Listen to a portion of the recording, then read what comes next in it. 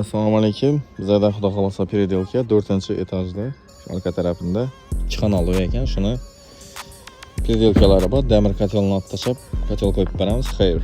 Hozir kuzatib borarsiz, ichanni ko'ramiz. Şimdi ko'rinishida shura kotel osib beramiz. Xayr, 140lik. Bera bir bitishgan qo'yib beramiz. Texnologiya jarayonimi? Olib tashlaymiz bu ampulni, demirlarni. Şu radyatorlardan taxtamiz var.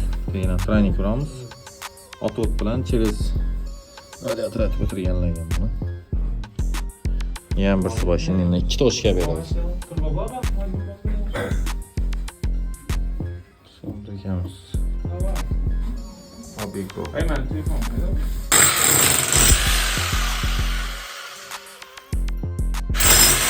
Beni ikincisi falan doğru через radyator o'tirgan ekanlar, olib tashlab oldi.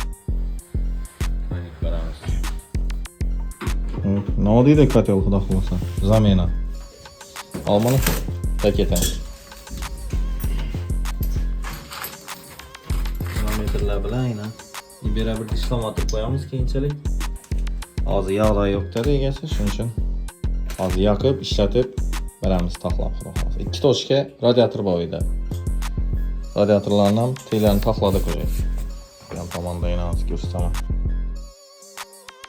O'zini Google krallarni ishlatib beraverdik. Zamena atib o'tirmayman muftalar bilan. Yani şu katırıp vallahi çok yatıp koydum ben. Kim bir an tamamda yine bir sabah. Böyle. Şu toş yargını traniklerden gitti ya.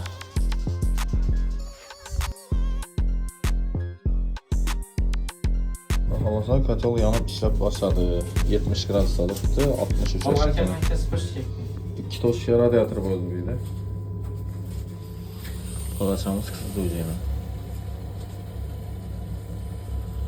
Abi ben piyamasını zep veresmeyim. Abdi reduktordan basıp verdik yani.